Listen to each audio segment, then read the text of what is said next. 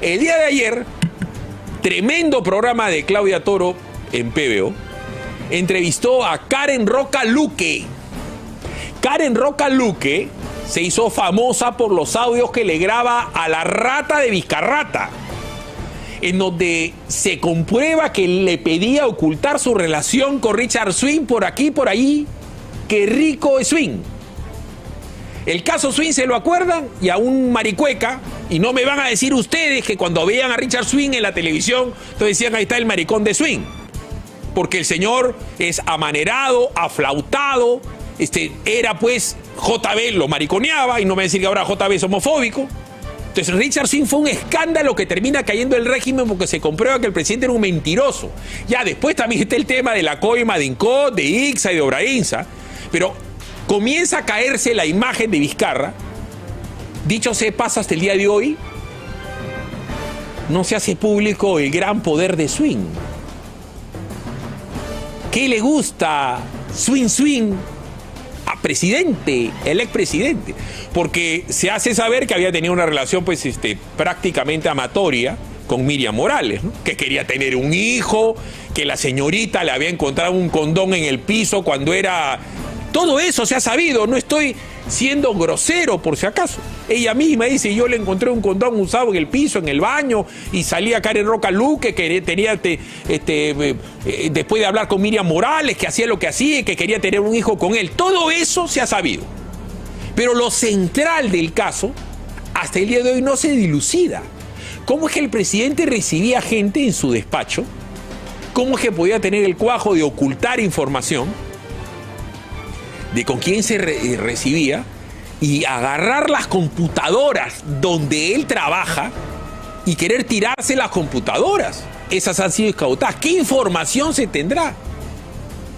¿Cómo es que el presidente pudo haber hecho golpe de Estado, coordinaciones con Salvadorcito, consejos de ministros? ¿Quién entraba y quién salía, a qué hora y con quién se reunía? ¿Cómo es que pudo haber hecho un golpe de Estado sin reunión previa del Consejo de Ministros? ¿Cómo tenía la prensa genuflexa? Acá una corrección a Claudia Toro, que en determinado momento en la entrevista iba a haber, ningún periodista lo criticaba, no Claudita, ninguno no. Yo, en ese momento, el burro por delante, yo sí estaba en Combaters por Willax. Beto todavía no estaba, Beto cumplió un año recién. No había nadie más. Los locos que lo criticaban en televisión eran los señores de Rey Barba y en su momento con Pancho Tudela y Combaters. A mí nunca me engañó Vizcarra. Fue presidente y el pata era una recontra rata. Y lo dije desde el primer momento. Tenía que caer PPK, porque PPK estaba arreglado evidentemente por Odebrecht, ¿no es cierto? Ya se sabe eso. Y todo el caso Odebrecht tiene realmente relaciones ventriculares y sanguíneas con Vizcarra. Porque ¿quién lo pone a Vizcarra? ¿Quién lo mantiene a Vizcarra? Con el apoyo de Frecuencia Latina, de RPP, de Grupo La República. Vamos a ver cómo se presenta Ipsos Apoyo, diciendo en una encuesta que el Perú es el mejor país de la región de la atención de la pandemia cuando se han muerto 100.000 personas. ¿Cómo logró tener el poder omnímodo Vizcarra? Se va a saber en su momento. Se ha caído Fujimori, se ha caído Montesinos, se ha caído Toledo. Toledo va a terminar en cara, ha caído PPK, ha caído la Villarán, que dicho sea paso está en su casa matándose de risa. Y cae no va a caer el profesor. Veamos la muy buena entrevista que ayer diera aquí en este set Karen Roca Luque con Claudia Toro. Veamos. Una mujer increíble, una mujer valiente, una mujer que para mí es alucinante cómo pudo enfrentar sola todo este andamiaje político del hombre más poderoso del país. De ese hombre cuyas encuestas millonarias decían que tenía entre 70-80% de apoyo, de popularidad, de respaldo del pueblo. Incluso no existía un solo periodista, y esto sí lo reafirmo, lo confirmo y lo sostengo, no existía un solo periodista que se atreviera a criticarlo públicamente, porque si lo hacía, automáticamente un ejército de periodistas políticos, de comunicadores, de asesores y etcétera, caían con palo. Karen Karen Roca ya está aquí en nuestros estudios. Karen, bienvenida. ¿Cómo estás? ¿Cómo te sientes? Claudia, muchas gracias por la invitación. Realmente no esperaba salir a ningún medio, pero bueno, ya estamos aquí y nuevamente gracias. Yo te quiero preguntar, porque como mujer, como madre, tú también tienes a cargo tu hogar, a tus padres y un matrimonio que sobrellevar. ¿Cómo pudiste enfrentar sola? Porque tenías no solo críticas en tu familia, como sucede con muchas personas, sino además tenías a todo el Perú básicamente en tu contra, engañado por supuesto, pero en tu contra. Bueno, fue una etapa muy difícil para mí. Yo la empecé a vivir a inicios de la pandemia del año 2020 y realmente cuando salió todo este tema del escándalo que es de público conocimiento, el tema swing, hubo una preocupación dentro de mi entorno laboral. Y es ahí donde comienza toda esta historia, se podría decir.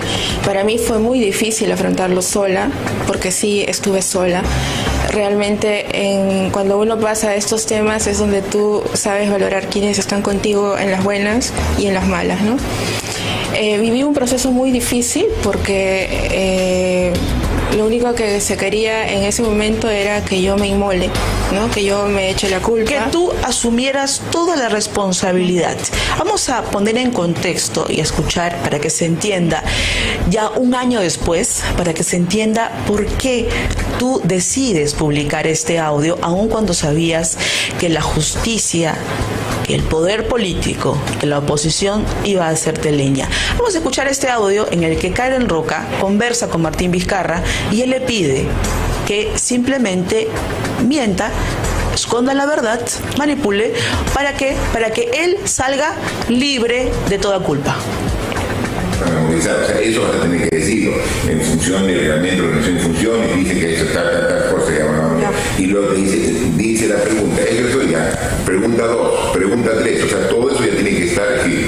Luego, claro, y si me preguntan sobre tal cosa, voy a decir tal, y si me preguntan sobre Iván Zapata, voy a decir tal, y si me preguntan sobre, acá tenemos un documento que hay otros ingresos, no había ingresos, o sea, un cuestionario. O sea, tiene que ser un cuestionario de preguntas y respuestas, preguntas y respuestas. Te decía, las preguntas que tú debes responder. Martín Vizcarra de alguna manera la reunía a ti como asistente y a Miriam Morales, que era su jefa era su secretaria, ¿no? ¿Cuál es el cargo específico que tenía Miriam Morales en el gobierno? Porque ella hacía de todo. Era la señora multioficios allí. Era la confidente, era la secretaria, era la asistente, por ratos era la premier también, porque ella usurpaba las reuniones del premier. Mira, como tú lo has dicho, tenía todos los cargos, pero su cargo en general era la secretaria general de Palacio. Administrativamente era la secretaria general. Entonces ella tenía que coordinar contigo todo lo que concernía al presidente vacado. Todo lo que es la agenda presidencial, ¿no? En todo caso yo la llenaba. Ingresaba a las reuniones previa coordinación con el presidente y luego coordinaba con ella directamente, lo agendaba y salía, ¿no? Karen, tú decides grabar estas reuniones porque no era la primera vez que te pedía que mintieras. ¿Cuántas veces te pidió que mintieras? Mira, desde que inició todo este proceso, que fue en el mes de marzo, abril, viví todos los meses hasta que salí a mi casa a trabajar remotamente ya en un acto forzado. Ya estábamos en la pandemia, ¿no? Y leíamos titulares como estos que hemos puesto hace rato, de que Perú era el tercer país con el mejor manejo de la pandemia según Ipsos. O sea, según esta encuestadora, Perú tenía el mejor manejo de la pandemia en el mundo, ¿no? El tercer país. Es alucinante que salga. Y por supuesto en el diario favorito del señor Vizcarra. Mira, te quiero aclarar un punto. Yo decido grabar los audios en una medida extrema para protegerme.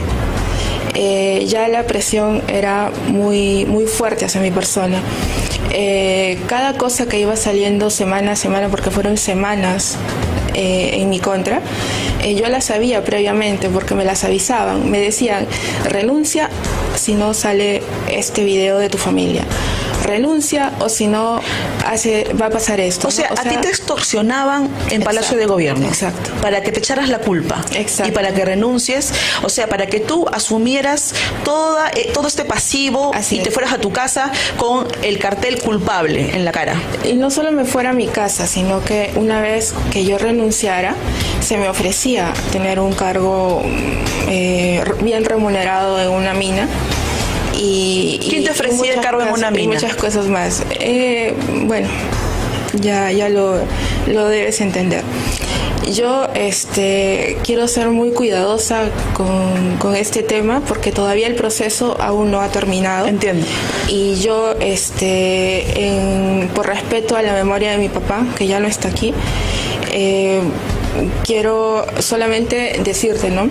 Grabé esos audios, en un momento lo negué, porque tuve mucho miedo, pero realmente lo hice porque nadie me iba a creer, Claudia. No, nadie te iba a creer. Nadie me iba a creer si yo no tenía una prueba. Aún escuchando, creo que mucha gente te ataca para poder Exacto. aplicar el plan de la negación. Exacto. Para que finalmente este señor salga libre de polvo y paja. Hablan solamente de una traición de mi parte.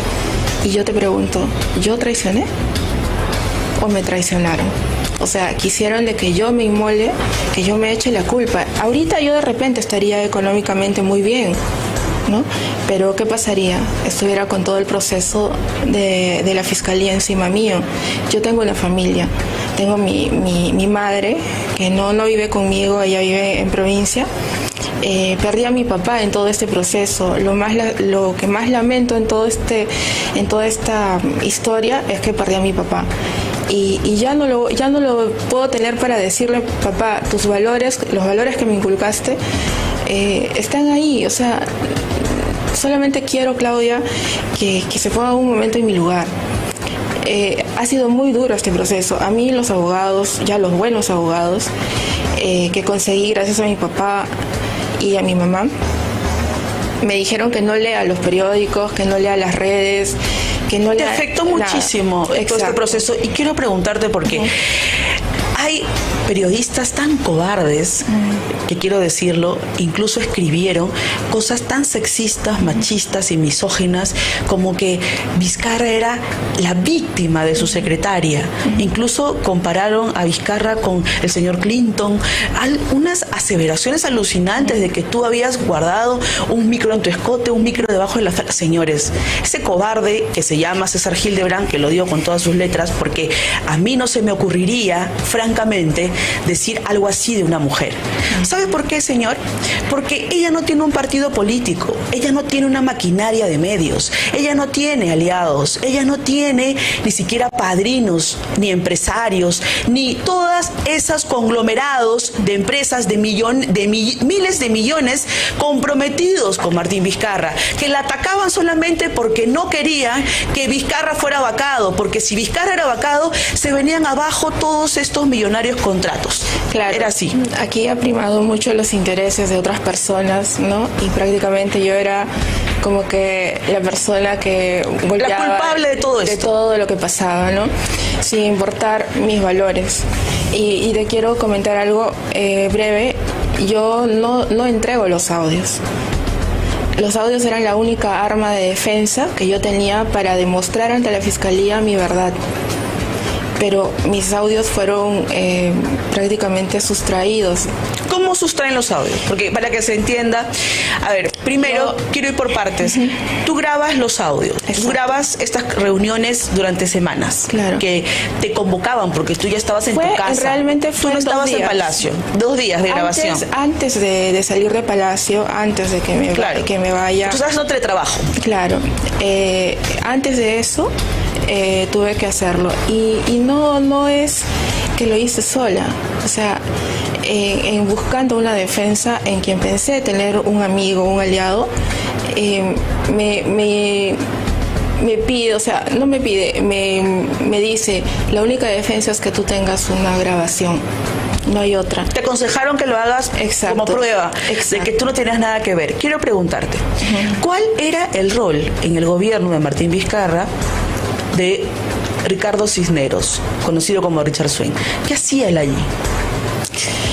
Mira, yo he evitado en todo este proceso hablar de él, porque he tenido calificativos muy duros de él y lo entiendo. Él debe sentirse incluso hasta traicionado por mí, porque lo único que yo quise en todo este proceso es de que él diga la verdad. Claro, porque en algunos momentos salen grabaciones en donde él conversó contigo y él te decía a ti cómo tenías que defenderte, él te decía a ti quiénes tenían qué tipo de acusaciones, o qué tipo de complicidad en todo esto. Así, y que tú no tenías nada que ver en su contratación, él lo decía en ese audio. Sin embargo, así te puedo decir de que sé que hay momentos que él va a estar solo y pensará lo que realmente ha pasado. Solamente la conciencia es lo que no te traicione, ¿no? Entonces él sabe cuál es la verdad, y lo demás está en obra de la fiscalía, ¿no? Yo me atrevo a venir a tu programa porque tengo unos hijos ahorita que me están mirando, tengo mi madre que está frente ahorita mirándome, tengo personas que me aman y personas que en todo este proceso estuvieron conmigo. No me creyeron y creyeron en mí, y sobre todo a las personas que cuando yo estuve detenida esos 7 días en la Procuraduría, me llevaron alimentos, me llevaron cartas y estaban conmigo. Las personas de Palacio, que todos sabíamos lo que pasaba dentro, todos, o sea, no hay ninguna persona que no lo sepa. Los que trabajábamos dentro del Palacio de Gobierno sabíamos todo lo que pasaba. Yo quiero preguntarte, porque primero quiero decir algo muy importante. Karen no es una persona política. Karen no tiene ese cálculo para poder decir mensajes elaborados, no tiene un arsenal detrás de ella. Ella está sola, completamente sola. Tiene algunos amigos que le proporcionaron un par de abogados para que la defiendan, pero este proceso tan doloroso para ella y para su familia, incluso la pérdida de su padre hace unos pocos meses, han provocado una especie de colapso emocional para ti, Karen. Y yo te agradezco que estés aquí ahora, porque yo creo que el Perú es momento de que el país sepa y se convenza de una vez por todas que Martín Vizcarra fue vacado por corrupto y está bien vacado. Fue inhabilitado por el Congreso de la República por corrupto y esperamos que no regrese al Parlamento, porque él, su accionar, su complicidad con la corrupción es muy grave y primero tiene que enfrentar a la justicia antes que siquiera piense en calcular o regresar o gestionar su retorno al Parlamento. Karen, tú ahora, un año después, ves las cosas diferente, ¿no? Sí. Ya lo ves con más claridad. ¿Tienes miedo ahora? Mira, realmente creo que en su momento tuve miedo. Ahora no. Creo que soy una mujer fuerte. Estoy, gracias a Dios, trabajando en el sector privado, saliendo adelante con mi familia. Agradezco tanto que hayan pasado, se hayan cruzado en mi vida personas que nunca lo esperaba. Personas que me tendieron su mano y han creído en mí sin cuestionarme, o sea, siguiendo todo el proceso sin que yo lo sepa. Y a esas personas me quiero dirigir y les agradezco realmente, Claudia. Yo lo único que deseo, bueno, ilusa, ¿no? Me dijeron varias veces que era una tonta porque pensaba... Por enfrentarte a Martín Vizcarra. Exacto, porque todo el poder estaba encima mío. En un momento me ofrecieron asilo en otro país para que yo pueda irme con mi familia, pero yo decidí quedarme acá, porque el único arma que yo tengo es la verdad y la justicia que me asiste. Y yo, en el fondo, aunque dudé mucho de todo este tema, siempre tuve la esperanza de que yo iba a salir de esto. Ahora, todo esto se formó, todo este escándalo, e incluso involucrarte en un tema que no tenías nada que ver, todo esto ocasionó Martín Vizcarra por no decir la verdad. Nada más. O sea, tan fácil era salir y decir, sí contraté a Ricardo Cisneros como mi asesor o lo recomendé en el Ministerio de Cultura y nada más. ¿Por qué tenía que involucrarte a ti y a otra gente de Palacio de Gobierno a arruinar la vida de personas que tenían con él un cargo de confianza? Sobre todo eso, ¿no? Arruinar nuestra vida. Para mí no es fácil encontrarme con alguna persona que me diga traicionaste a Martín Vizcarra, que él es una persona... No, que no veo ningún tipo de traición. Él hizo todo por el país y tú por tú. Incluso me atrevo a confesarte algo. En un comienzo quisieron tildar toda esta historia como una historia de amor. Claro, yo me dolió crearon mucho, esa novela. Me dolió mucho porque si he sido burla en algún momento de lo que te voy a expresar, realmente me tiene sin cuidado. Yo al Señor le tenía un aprecio total. No fue un año los que trabajé con él, fueron años. Y en un momento dije como un padre. Yo siento que el cariño era como una familia. Pero como le dije en un momento, la confianza, la lealtad es de ida y vuelta, no solamente de ida. Por supuesto. Entonces, obligarme a mí a que yo rompa mis principios, a que yo quiebre todos los valores que me han inculcado, especialmente mis padres, nunca lo iba a conseguir. Es lo que yo le inculco ahora a mis hijos, es con lo que yo sigo adelante y créeme, soy fuerte porque se han venido cosas muy duras. Como te digo, sigo enfrentando día a día a las personas que me han tildado de N cosas y también les agradezco porque todo esto es libre, ¿no? Pero no de esa manera, no de esa manera. 9:29 de la mañana y estas revelaciones, un año después, que nos brindas para que todo el público y el pueblo peruano sepa cómo actuaba Martín Vizcarra políticamente. Cuando conversaba contigo, ¿qué decía el Congreso de la República? Porque ahora que hemos seguido muy de cerca estas amenazas contra el Congreso, contra el cierre del Parlamento, hemos recordado el cierre del Congreso por mano de Vizcarra, pero nadie dice nada con respecto al golpe que él le dio a la democracia. ¿Qué decía él con respecto al cierre? Mira, Claudia, yo tendría muchas cosas que decir porque fui testigo de algunas de ellas, lógicamente viviendo en Palacio, pero me quiero de verdad mantener al margen porque cuando pasó todo este proceso me llovieron cartas notariales, incluso de personas que saben que se dijo la verdad, pero no lo dije yo públicamente, fui grabada también, ¿no? Y me escribían cartas notariales. De repente tocar algo así sería motivo para que hagan algo, porque no es que ya acá no se trata de que se diga la verdad o se mienta, sino el escándalo que es publicar en un medio o en Twitter o en Facebook.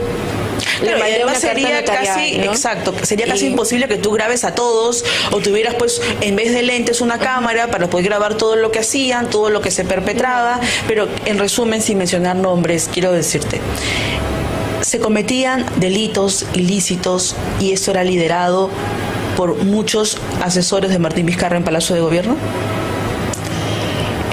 Mira, yo lo que te puedo decir es que todo lo que se investigó, lo que ha investigado la Fiscalía lo tiene en su poder.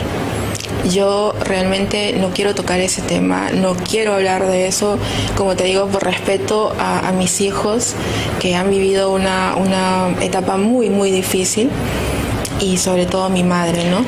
Tú mencionabas que cuando grabaste estos audios, los 2 días de reuniones, que fueron 2 fechas, en las que te convocaron a Palacio porque estabas en tu casa haciendo teletrabajo, se sustrajeron los audios, te robaron los audios. ¿Cómo pasó esto?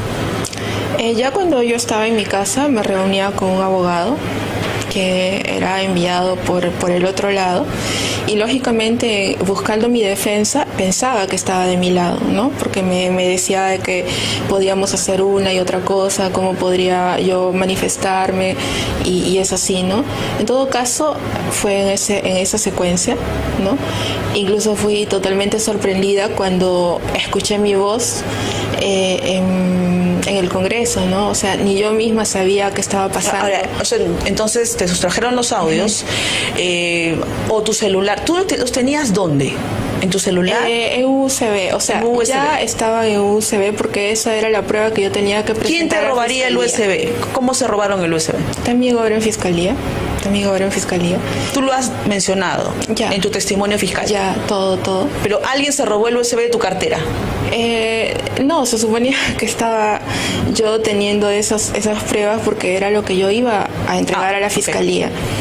Pero imagínate, o sea, yo te pregunto algo.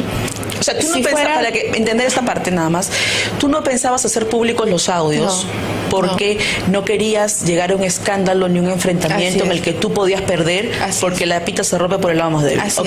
Entonces te sustraen los audios y fueron a parar a la Comisión de Fiscalización que presidía en ese entonces el congresista Alarcón. Y es ahí donde me relacionan con él, porque cuando fui al Congreso por primera vez, tuve conversaciones con él antes de mi presentación, pero una conversación como instantánea, ¿no? Por ejemplo, de decir que entraba a esa comisión sin abogado, y me dijo, ¿no? Si usted lo confía en su abogado, cambie de abogado. O sea, eran cosas simples. ¿Quién te había puesto el abogado en ese momento? En Palacio. Ellos, Martín Vizcarra, Miriam Morales, que coordinaban y elucubraban sus defensas. Así es. Y yo decido entrar a esta primera convocatoria del Congreso sola, ¿no? Yo lo decido. Es ahí cuando empieza todo en contra mío, ¿no? Porque me dijeron, el presidente ya no confía en ti. ¿Por qué? Porque entrar con ese abogado significaba que ellos sepan todo lo que yo hablaba, ¿no? Entonces, protegerme, y creo que fue la mejor forma de protegerme en ese momento, es que yo entré sin un abogado, ¿no? Entonces, es así como se suscita todo, ¿no? Incluso dijeron de que yo había vendido esos audios para enriquecerme. Te quiero decir algo, si yo hubiera tenido que hacerlo de esa manera públicamente, no hubiera mostrado los 3 audios, donde 2 de los audios son temas personales.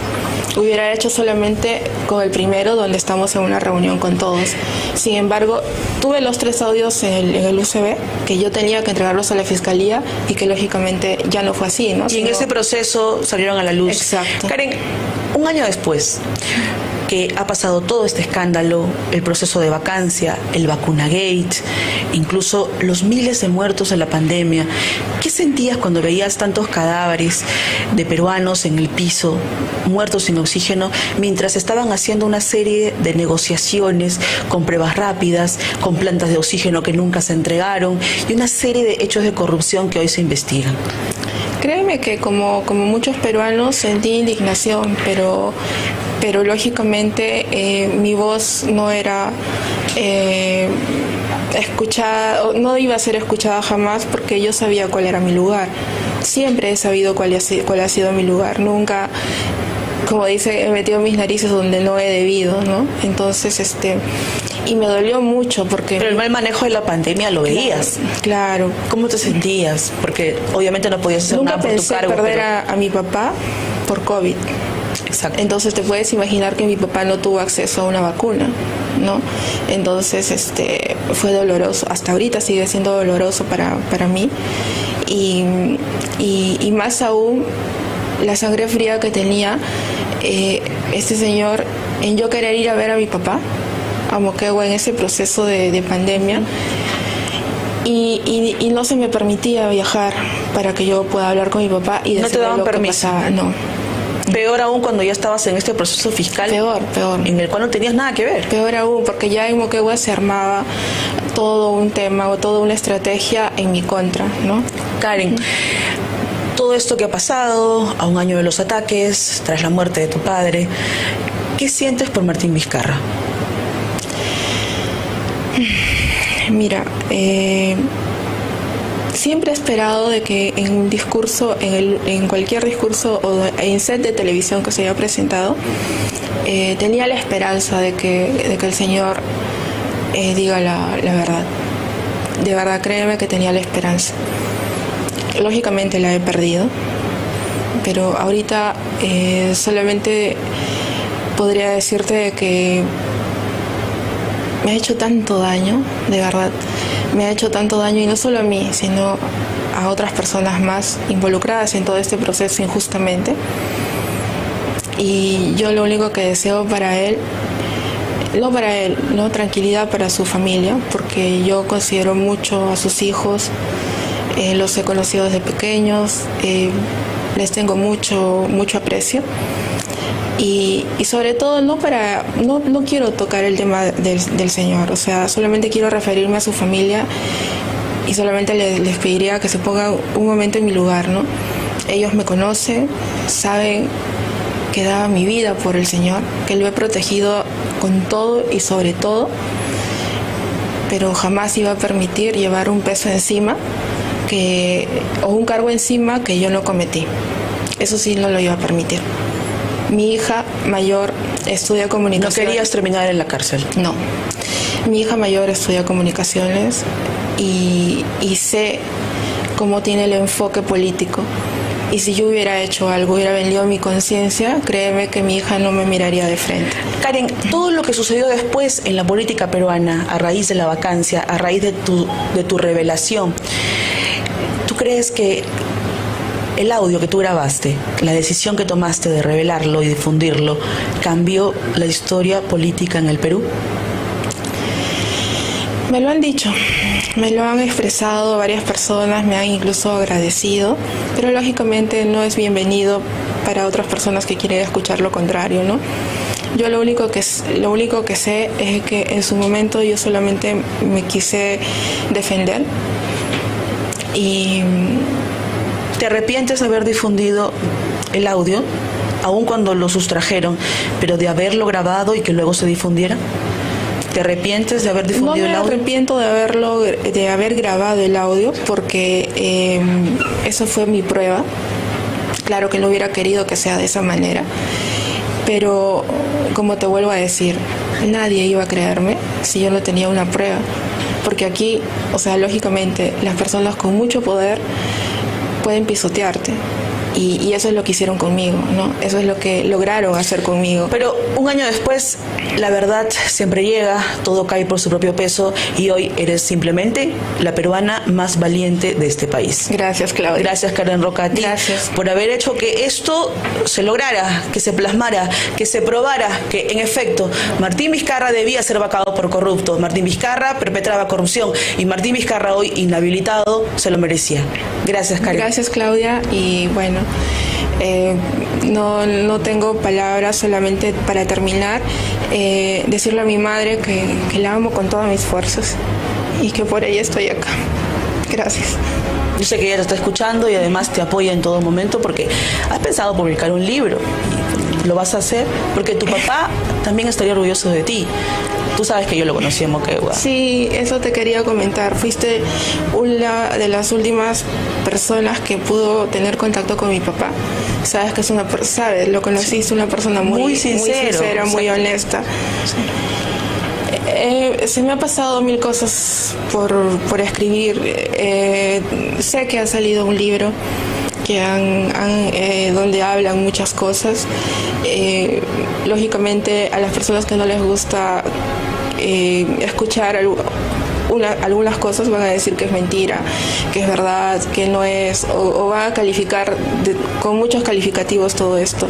Yo solamente lo dejo a la conciencia de cada uno de ellos y a la conciencia de los que me mandaron cartas notariales, a la conciencia de verdad de todos. Gracias a ti. A ti. Gracias. A ti primero. Así es, 9:45 de la mañana, porque la verdad siempre sale a la luz. Un año después, Karen ha podido contar su verdad. Esta nota se dio ayer por la mañana.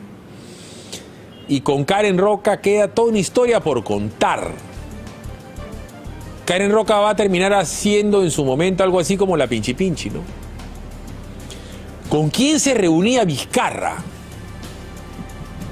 Porque no me van a decir que al único que decía bórrele la pista de la entrada era con Swing, ¿no? ¿Cuántas veces a la semana o al día se reunía con Maxi Aguiar, el oscuro asesor presidencial que hizo de la prensa en el Perú un estropajo? Maxi Aguiar hizo de la prensa en el Perú un estropajo. La prensa del Perú no vio la corrupción de Vizcarra, no vio los muertos. Era, según hizo Apoyo y la República, el tercer país con la mejor manejo pandémico, cuando era el peor del mundo. ¿Cómo es que coordinan toda esta cuestión de los audios de la vergüenza? ¿Cómo los pasaban y los pasaban y los pasaban? Porque había que tumbar el Consejo Nacional de la Magistratura. ¿Quién era la mente brillante que estaba atrás del andamiaje? No es un conocido abogado que estuvo primero con Fujimori y luego ya no estuvo. No hay una conocida ONG. No hay un gran internacionalista, especialista en derechos humanos, una troika que coordinaba todo el andamiaje político informativo para destrozar con los audios de la vergüenza. Toñito Camayo era chochera del presidente. ¿Cómo entraba y salía?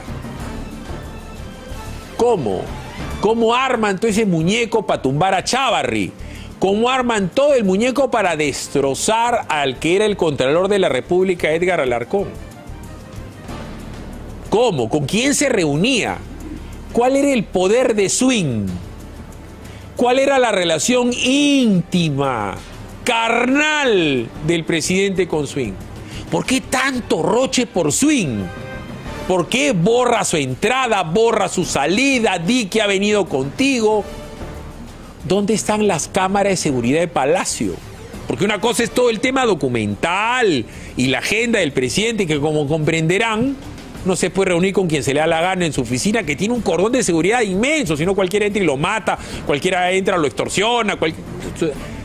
¿Por qué Swing? ¿Cuál era el rol de Swing? ¿Quiénes eran los asesores del presidente en la sombra? ¿Con quién se reunía el presidente cuando salía de Palacio? Todo eso lo sabe Karen Roca Luque. ¿Cuál era su relación con Miriam Morales? ¿De verdad eran amantes que quería tener un hijo? Claro, si la señora quería tener un hijo de Vizcarra, pues obviamente eran amantes, ¿no? Si la señora le había encontrado un condón tirado en el piso, ¿no es cierto?, cuando él era presidente de la región y por ahí habían dado Miriam Morales, algo había. Y por si acaso eso que parece chismografía de Magali, lo dice Karen Roca Luque. Por eso Miriam Morales sigue teniendo poder hasta el día de hoy. Por eso Vizcarra sigue teniendo poder, porque la prensa la tenía comiendo en su mano. ¿Por qué esta nota de Vizcarra la consigue Claudia Toro y sale en PBO? ¿Por qué no salen los otros medios? Porque los otros medios están en el epicentro de la mermelada. Tenían el Instituto de Defensa Legal de la Cochinada. Tenían el chuponeo paralelo. Un gran poder. Vámonos a la pausa. Lo mejor de tener un espacio propio es que uno puede construir un hogar a su medida con lo que quiere y como quiera. Junto con Centenario, tú también lo puedes hacer con tu lote Facilote, sin inicial, hasta 12 meses, sin intereses. Solo ingresa a la www.terreno.p o llama al 616-9009. Centenario, más de 90 años haciendo propietarios Facilote. Arranca tu día con el magazine más dinámico del Perú. Noticias, entrevistas, efemérides, política, Espectáculos y todos los deportes, las eliminatorias al Mundial, la Liga 1 y la Champions. De lunes a sábado de 6 a 10 de la mañana por Willax Televisión y por TVO Radio 91.9 FM, la radio con fe. los astros te serán propicios en PBO. Por Facebook, Twitter y YouTube. Suscríbete y activa las notificaciones. A veces es difícil elegir qué mascota tener. Gato. Perro. Gato. Pero para elegir tu lote, Facilote. Obvio. porque comprar tu lote es facilote. Elige cómo. Ingresa a terreno.pe o llámanos al 616-9009. Centenario,